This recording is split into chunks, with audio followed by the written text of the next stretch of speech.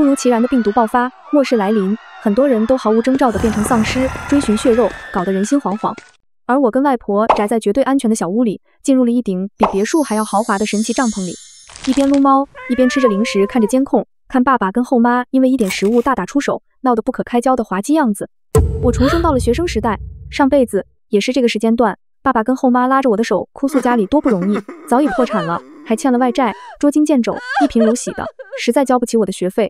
後媽更是哭訴，若是我實在想上，就去賣血供我讀書，我自是不願，自告奮勇的提議出去打工掙錢，不捨得吃，不捨得穿，天天幹12個小時，就為了補貼家用。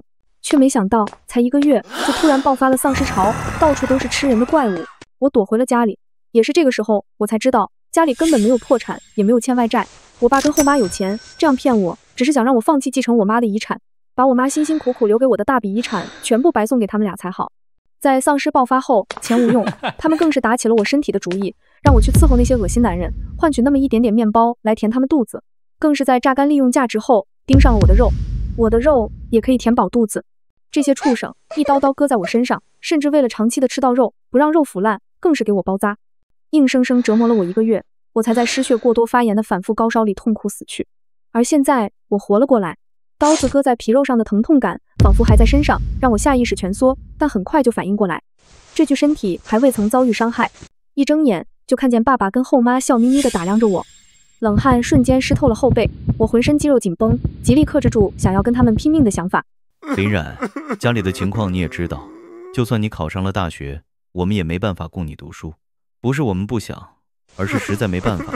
我現在還欠50萬沒還，別說學費了，我現在都想跳樓。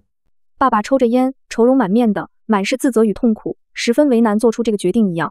後媽更是演起來了，老林，別這麼說，孩子想讀書就讓他讀，錢的事我來想辦法，大不了就去賣血，我不信我供養不起一個閨女來。後媽哭得梨花帶雨的，發出這種豪言壯志，若是上輩子，我肯定感動得稀里嘩啦，上趕着說不要他們掏學費，自己去廠裡上班也好，去工地裡搬水泥也行，自己來承擔學費、生活費，甚至倒貼給他們錢用來還債。呵，這麼一想，我還真夠蠢的。我拿起手機看了下時間，9月16號下午7點30分，和上輩子一樣的時間。我轉頭握住了後媽的手，媽，什麼賣血不賣血的，我們是一家人，我可捨不得你賣血去，不就是錢嗎？我來想辦法。不就是演嗎？誰不會呀？果然，我這麼一說，我爸跟後媽立刻鬆了口氣。好孩子，辛苦你了。我爸這時搭話，林冉，我記得你媽臨走之前給你留了一筆錢，能不能借給爸爸先還了外債？等我有錢了，一定馬上還你。還有家裡的股份，以後全都是你的。果然，狐狸尾巴露出来了。我知道爸爸和後媽他們打的什麼主意，卻裝作不知所措地問道：爸，我現在還不到18歲，那筆錢外婆不會給我的，她非要等到我18歲了才肯的，你忘記了嗎？哪有那麼多破規矩？現在外債的都快找上門了，再不還錢，他們就拆了我公司，馬上就要破產了。你去跟外婆说说，現在急得很，只要度過眼前的難關，以後怎樣都行。畢竟你也不想爸爸的公司破產吧？三言兩語，破產的鍋就被扣到了我的頭上，仿佛我不立刻拿出這筆錢來，就是害得他破產的罪人一樣。他們的眼神裡只有那筆錢，根本沒有我。我嘆了口氣，苦大仇深道：我這就去跟外婆說，不過我已經很久沒見過她了，貿然開口，她萬一把我趕出去了怎麼辦？我得先聯絡感情，才好徐徐圖之吧。如此一說，倒也在理。爸爸跟後媽雖然不願意，但也別無他法。你想要多長時間？時間不等人啊！等我公司破產，一切都晚了。1個月吧，1個月後我就馬上帶着錢回來。1個月的時間，說長不長，說短不短。若是真破產，是萬萬撐不住1個月的。但眼前二人不過演戲而已，自然點頭答應。我笑着看向他們，1個月啊，就讓你們在自以為得逞的笑容中等待吧。這一次，我不會再讓自己被欺騙了。第二天一早，我馬不停蹄地坐上網約車去了外婆家，直到徹底離開這所城市，才算安心。離家越近，我的眼眶就越是濕潤。上輩子我聽信了他們的鬼話，居然真的把遺產給了那2個人渣，而不信外婆的話，甚至最後一次通話還是惡語相向，不歡而散。沒想到那居然是最後的消息。此後通訊斷裂，斷水斷電，聯繫困難，直到死都沒聽說過外婆的任何消息，不知對方生死。我沒有跟外婆說我回來了，而是打算給她一個驚喜。到家了，外婆。我聲音帶着哽咽。外婆老了，背有些彎曲佝偻，滿頭銀髮，臉上也多了些皺紋跟斑點，身上滿是歲月的痕跡，但好在身體看着還算硬朗。小冉，你不是準備高考嗎？怎麼突然來我這？外婆嚇了一跳，但還是匆匆跑了過來，抓住我的手，滿是關心。外婆，這事以後再說，我们先回屋，我有急事要說。也好，也好，好孩子回來就好，回來就好。他聲音有些哽咽，急促而顫抖地抓着我的手，不肯再鬆手。我外婆是個很要強的人，跟外公一起閒不住，天天賺錢，希望能給孩子一個保證，一個退路，讓媽媽永遠有底氣，有錢才能腰板子硬，選擇也多，擁有更多的自由。外公外婆的打算是好的，也確實掙了很多錢，但是天不遂人願，我媽是個戀愛腦，是真的戀愛腦，被我爸三言兩語哄騙了去。年紀輕輕還上着學呢，就搞大了肚子。我媽本來成績很好，擁有光芒的未來，卻因為那個渣男慫恿，執意要退學生孩子，在家裡挺着大肚子照顧我爸。我外公外婆打也打了，罵也罵了，越是反對，我媽那言情小說看多了的腦子就越是來勁。她不顧家人的反對，執意跟着我爸，甚至因為未婚先孕，連彩禮都沒要，直接倒貼住了進來。婚禮自然草草辦了一下，人就這麼不明不白的過起了日子。為此，我外公外婆沒少抬不起頭來，被人嘲笑。我媽終於經歷了幾年的搓磨後幡然醒悟，連尿不濕都買不起，那渣男卻吃香的喝辣的，孕期還出軌。她連吵架，那渣男都罵她是倒貼貨不值錢。往日的愁苦讓外婆也淒苦了很多，比旁的婦人蒼老不少，但好在看着還算硬朗。此刻那老太太滿頭銀髮，欣慰地看着我，不住地打量，眼裡滿是淚水，似乎想通過我看我那早死的媽一樣。她想她了，我也是。外婆收拾了下情緒，哽咽地把我拉入屋裡。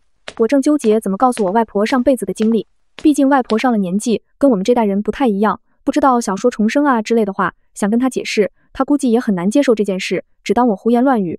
我正在發呆，突然一愣，外婆的小屋比較老破舊，屬於磚木房子，本應該是被拆除的那種老房子，我偶爾進去住，一抬頭還能看見屋檐上的大橫木，還有一些蜘蛛網。若是夏天運氣不好的話，還能滋生出蠍子。這種房子我勸她搬出去，她卻捨不得，畢竟那是她跟外公的婚房。現在外公死了，外婆更加捨不得那些舊的記憶。只是我驚訝的不是這個，而是房子正中央搭着一個小小的帳篷，那是一個土黃色不起眼的帳篷，看上去跟短視頻裡小狗的豪華狗窩差不多大，十分的精巧可愛。但是屋裡為什麼有這個？外婆鬼鬼祟祟地拉着我往那帳篷裡去。乖乖，你別驚訝，我跟你說，我發現了不得了的事。外婆拉着我進入了那帳篷裡，兩個人鑽入一個小帳篷，按理來說是擠不進去的，但是我不僅擠進去了，甚至還能把身子站直。我了個豆！我驚訝極了，外看帳篷小小的，實際上一進去發現別有洞天，裡面似乎有100平的樣子，很是寬敞，層高都有3米，不知道哪裡來的光照亮了裡面的情況。米麵糧油、零食、飲料、飲用水、蔬菜、水果、日用品、衣服、鞋子、被子，應有盡有。物資們被按照不同的品類擺放了一堆又一堆，那邊的是大米，那邊的是方便麵，這邊的是麵包，那邊一箱箱的是飲用水。再看看那零食堆，什麼辣條、香腸、麵包、巧克力，堆成了一個小山峰，都快觸碰到層高了。我必須仰着頭才能看見最上面的尖尖。都是外婆特意給你買的，看看有什麼想吃的，放開了吃。外婆拍着胸脯驕傲極了，這些都是她辛辛苦苦往家裡拉的，每天忙活的不行，就是盼着我回來把這些好東西跟我分享。我粗略一看，果然都是我愛吃的，什麼盼盼麵包、桃李麵包、巧克力和一些辣條薯片，都是我曾經跟外婆說過的。外婆全部一一記下，每次我回外婆家，外婆都會準備一大堆的零食，全部留給我吃。我感動極了，但還是開口詢問：外婆，這是怎麼回事？外婆撓了撓頭，那糾結的表情跟我如出一轍。外婆跟你說，你可能不信，其實外婆是死過一次的，不知道怎麼又回來了。還有這個帳篷，按你們小年輕的話，應該叫金手指，對吧？我的大腦當機了一下，外婆居然也重生了，而且居然還有金手指。乖乖，我跟你說，你別不信，過些天就要出現吃人的怪物了，可嚇人的很，逮着人就咬呢，你千萬別出門。我說的都是真的，我做夢夢見了全世界，哪兒都有這些怪物，他們瘋了一樣瘋狂地追別人，咬別人的肉吃，可恐怖了。我嚇得不行，你那王嬸兒、四姨、三大爺全都成了那種怪物，很多人死了，血淋淋的，嚇得我好幾天沒敢睡覺。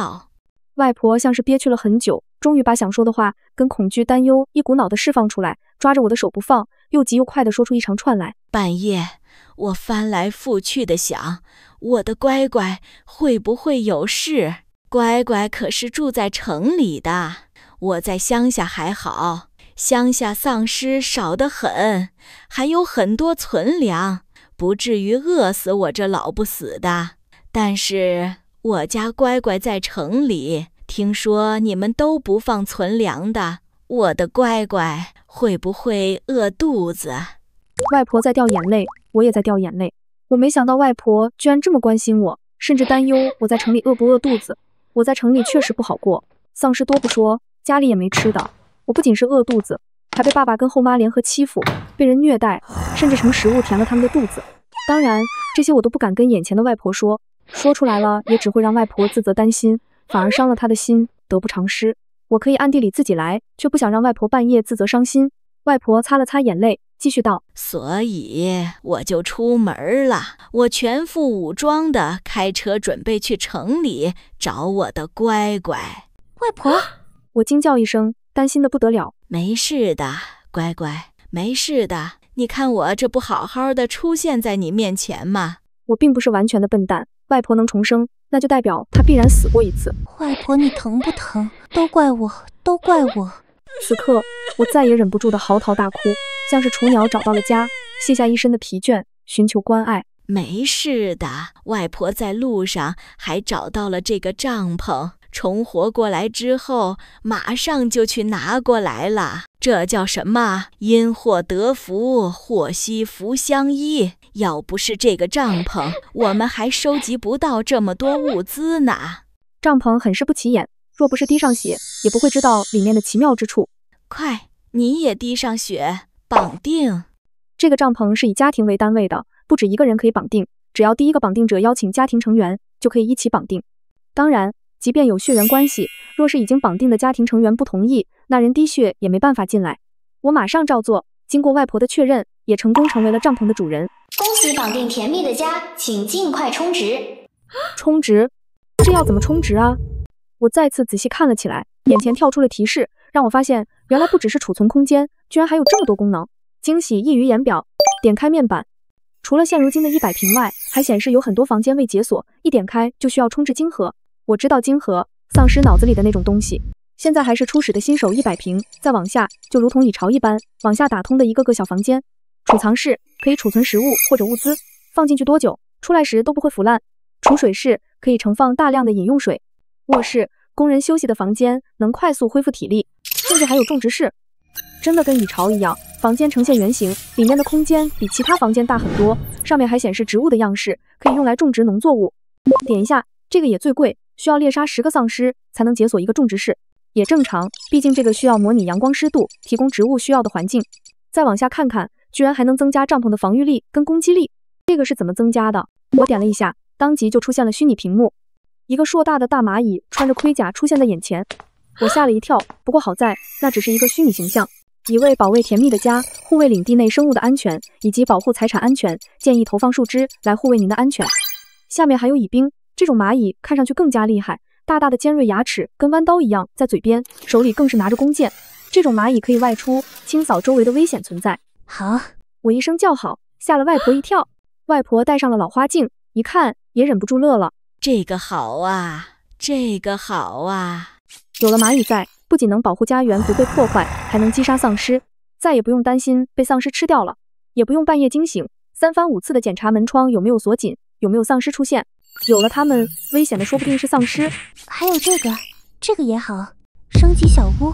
升級小屋可擴大小屋面積，並贈送100點防禦力。100點防禦力是什麼意思？就是別人往帳篷上扔一枚手榴彈，都炸不爛小屋，而且還多了一個結界，沒有小屋主人的允許，陌生人無法穿透結界來到小屋裡。我點，餘額不足請充值，餘額不足請充值，餘額不足請充值，窮鬼！剛剛是不是被罵了一句？不過也是，升級小屋需要金盒，而現在末世還沒爆發，沒有喪屍呢，怎麼獲取晶核？急得我抓耳撓腮的，當即一拍大腿。外婆還有錢嗎？給我買無人機，還有弓弩。我害怕喪屍，不只是我怕，基本上所有不想死的人類都怕這個。但是，一旦對方能爆金幣呢，能獲取大量的好處，那怕就顯得無關緊要了。殺掉喪屍，換取晶核來充值小屋，這一點我勢在必得。不過，不能自己上場跟他們硬碰硬。我這小胳膊小腿的，實在不敢隨便亂來，對方稍微撓破一點血皮，我就得被感染歇菜了。所以，我選擇遠程攻擊，只需要開無人機監控喪屍，引來一隻，我站在圍牆外射殺掉對方不就好了？安全的遠距離攻擊，只需要拿到1-2枚晶核來購買乙兵，讓他上去廝殺，那我就有源源不斷的晶核來升級小屋了。這個主意甚好，我跟外婆解釋了一下，外婆也欣然同意。反正離得那麼遠，就算射偏了，也不會有危險，頂多浪費一點錢罷了。買，不僅購買大量無人機，還要購買弓弩。不僅如此，外婆還提議買個電動鋸子，以備不時之需。如此甚好。就在我們買的時候，突然有人打電話過來，一看備註是後媽，臉上的喜悅消退，我瞬間變得冷漠又厭惡，但還是接通了電話，準備看看對方放什麼屁。小冉啊，你到外婆家了嗎？快到了，怎麼了？你還記得我們約定好的吧？不是媽媽催你，而是你爸爸這邊實在不好拖了，越拖越難。你看看。我當然記得，我會盡快把錢拿來的。只是你也知道，我跟我外婆有點生分了，重新聯絡下感情，再開口要錢，哪有這麼急的？不是還有1個月嗎？當初說了1個月的，這才第1天呢，就打電話過來，這倆人真是坐不住，如此焦急，如此功利，偏偏我眼睛瞎，當時真的沒看出來什麼。怕對方又來催促，我馬上畫大餅。放心吧，我說了能拿到就肯定能拿到，那畢竟是我親爸，我肯定會向着我爸的，畢竟我們才是一家人。一家人3個字，我咬得有些重，感覺有點陰陽怪氣的。但後媽顯然沒有聽出來，只是鬆了一口氣。那就好，好冉冉，你幫助你爸渡過難關，你爸肯定會記住你的好，以後加倍對你好。不說以後的股份都是你的，我們等着你的好消息，我们的大功臣早點回來。這個時候了，他還拿我爸的股份來勾我，那根本不可能輪到我的東西，偏偏要幾次3番的暗示我，給我希望，又狠狠的摔碎。還不如一開始就坦坦蕩蕩地說重男輕女，至少我也不會有期待。好反胃，惡心的連飯都不想吃了。我掛了手機，迎上外婆關切的視線。好乖乖，別信他們的，他們是騙你的，都是壞人啊！剛剛我跟後媽打電話，根本沒有背着外婆，外婆自然也聽見了。那意思不就是來要錢嗎？偏偏還派出我來。外婆擔心我家在中間難辦，更怕我跟我爸傷了和氣，即便幾番勸解，也沒能扭轉我的想法，就這麼把白花花的錢拿來餵狗了。放心，外婆，我不可能給他們錢的。還有，我深吸了一口氣，其實我也是重生的。什麼？外婆大驚失色，立馬圍着我看，心疼的不行。重生就代表死了一次。我的乖乖，你怎麼就死了？誰幹的？是不是你那後媽？我就知道她不是個好人，我找她算賬去。別，現在還不能對付她。現在還是和平時代，還有秩序，鬧上去難不成就譴責一頓嗎？更何況重生又不能說出去，我根本拿不出證據。來回掰扯算什麼？不如暗中放箭。是我爸跟後媽他们一家子一起幹的。後媽的壞很尖銳，很顯眼，但是背後的人呢？我爸才是主謀。若不是他在背後撐腰，後媽敢這麼對待我嗎？都是他在暗示，把後媽當成擋箭牌來施行自己的意願，自己卻每每隱身，拿着利益，拿着戰利品大吃大喝。比起後媽，我更加怨恨我爸。我簡單跟外婆說了一下被他們一家害死的事，隱去了被欺辱的事，只是粗略一說被殺掉，甚至沒說被吃掉的事。外婆果然悲痛不已，一個勁的怒罵那一家子王八蛋。我的乖乖，我的好乖乖，回來了，我們回來了，再也不跟他們一起了。有了我的陳述，外婆徹底信了，我不會向着爸爸跟後媽。畢竟誰會袒護害死自己的人，更何況那是親人。真是畜生！外婆憤憤不平的怒罵。外婆倒是比我憤怒得多，比我這個受害者還要生氣。倒也正常，畢竟她愛我，因為愛，所以更加憐愛疼愛我。好了，不要把時間浪費到人渣身上，等末世之後，我有的是辦法讓他們付出代價。你已經想好主意了？外婆詢問。對。我點頭，目光看向那小小的帳篷以及手裡的無人機。想要報復是很簡單的事，更何況還有螞蟻兜底。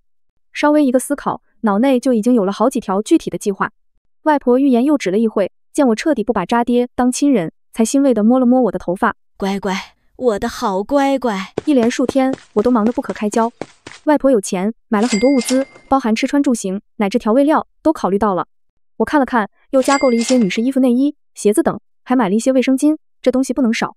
在末世裡喪屍橫行，我不敢自己出去，那無人機就是我的眼睛，能代替我飛出去，是至關重要的東西。我買了很多無人機，還買了發電機，甚至還有一些攝像頭，為的就是以後喪屍出現，我有錢購買乙兵，讓他們出去打喪屍的時候裝在乙兵身上。通過乙兵摸清楚街道哪裡有喪屍聚集，哪裡是安全的道路，還能偵察地形，比別人更早的獲取官方消息。我買了很多東西，差點把外婆的錢包掏空。直到買完了所有想得到、用得到的東西之後，卡裡還剩下了幾萬塊錢。我毫不猶豫地拿來買了娛樂設施，手機、電腦、平板，甚至遊戲機、收音機，還有碟片等。物資不缺了，那精神食糧就來一點，這也是很重要的，能放鬆精神的好東西。我下載了很多的電影、動漫、電視劇，甚至是短視頻跟歌曲。新買的手機內存直接幹成紅色，滿滿當當的，塞不下去了。這些都是離線下載，即便以後斷電了，還能看，用來打發時間最好不過。我外婆下載這些東西下得很起勁，一個人用5台手機平板，下完這個下那個，還不忘在網上搜一下高評分電影，下到手機裡。而我則是趁機下載了幾千本的小說，打算無聊的時候看看小說打發時間。雖然大概率是看不完的，但是還是要有的。物資實在太多了，目前的初級小帳篷塞不下去，多餘的我們先放入到倉庫裡了。就等喪屍一爆發，獲取幾個晶核，把帳篷升級，就可以一股腦的把東西塞入到帳篷裡。說來也新奇，別看帳篷裡裝了那麼多的東西，我本以為它要扎根到這小破屋裡了，沒想到試着一提，它就跟真的帳篷一樣，輕巧得很，被我折疊幾下，竟然跟真的帳篷一樣被收納起來了，真的很了不起。不過這樣也更加方便了，我們提着小帳篷，可以隨時換地方住。為了不被人懷疑，我們還是如往常一般生活，只是偶爾會消失，提着一個小小的土黃色包，不知道去哪裡忙活。時間過得很快，1個月的時間轉瞬即逝。這些天，我爸跟後媽沒少打來電話。起初還好，隔幾天打一個電話，我隨便畫個餅就能敷衍過去。到後來，直接1個小時1個電話的轟炸，每次都是哭訴自己公司快要破產了，要我馬上把錢拿出來。我只能繼續畫餅，跟他們說進度，說知道是哪張銀行卡了，拿到銀行卡了，不知道密碼，知道密碼第1位了。可把那邊急得着急上火，又無可奈何，掛掉電話，我大喊：外婆，我好餓，我想吃紅燒肉。好嘞，外婆這就給你做。外婆對我很好，幾乎百依百順。我這麼一喊，外婆馬上繫上圍裙，給我做香噴噴、油汪汪的紅燒肉去了。在這1個月裡，外婆安排好了一切，甚至在最後幾天還有意無意地跟周圍街坊鄰居們說，外面可能要爆發病毒了，聽別人說跟口罩那次差不多。這麼一說，其他人想起被口罩支配的恐懼，當即紛紛囤糧，準備這些天避而不出了。如此也好。末世爆發前的最後幾個小時，我那渣爹又給我打電話了，真服了，一天都恨不得打20-30個電話。我話費不要錢啊？哦，貌似馬上就不要錢了。電話一接通，我爸那大嗓門就嚷嚷了起來：小冉啊，你要到密碼了嗎？還差最後1位，乾脆也別要密碼，拿着卡去營業廳試試就好了，總能把密碼試出來的。我爸很焦急，因為我這邊哄着他，隔幾天就說出銀行卡的一個密碼，才算勉強穩住了他。現在就差最後1位密碼了，勝利就在眼前，大筆的錢馬上就能落到嘴裡，可把他急得不行。那可不行啊，你忘記了嗎？密碼一旦輸入錯超過3次，銀行卡就被機器鎖住，沒辦法抽出來了。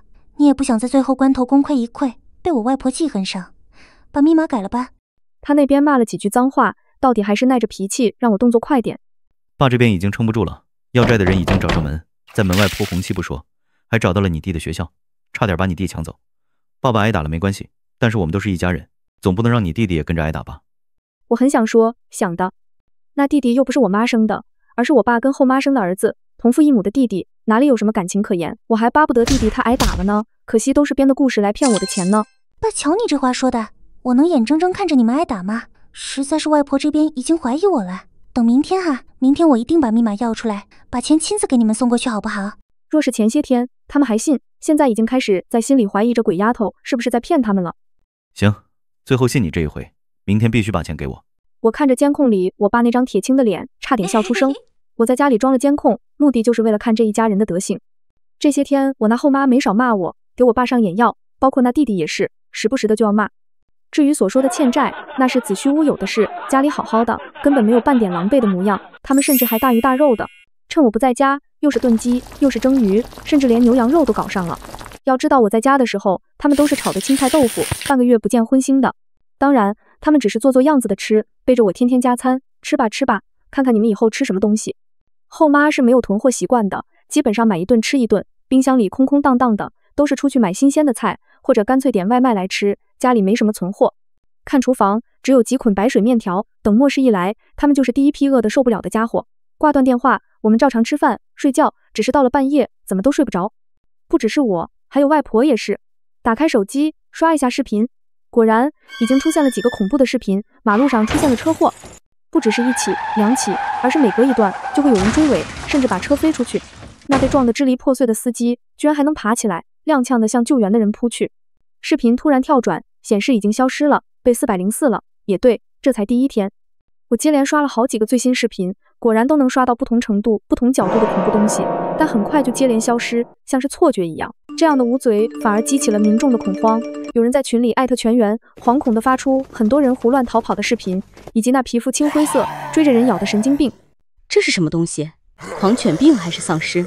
我的天啊，這什麼東西？大半夜的，別嚇人！這是什麼電影嗎？看上去好真實。救我救我救我！我老公剛剛死了，我孩子和我躲進廁所了，他還在砸門，怎麼辦？不是，我樓上的鄰居們瘋了嗎？大半夜的這麼叫，慌亂嘈雜，像是病毒傳播，甚至在村子裡，我都能偶爾聽見有人在慘叫，喪屍病毒爆發了，到處都是人間慘劇。現在，在我們還能安全地躺在被窩裡睡覺的時候，外面已經是一片煉獄。小冉，外婆轉過頭來，她還沒睡，眼裡滿是淚水。她已經聽見了，隔壁的鄰居在慘叫，都是幾十年的老鄰居，此刻卻死掉了。若是我提醒了，不，外婆，這都是命。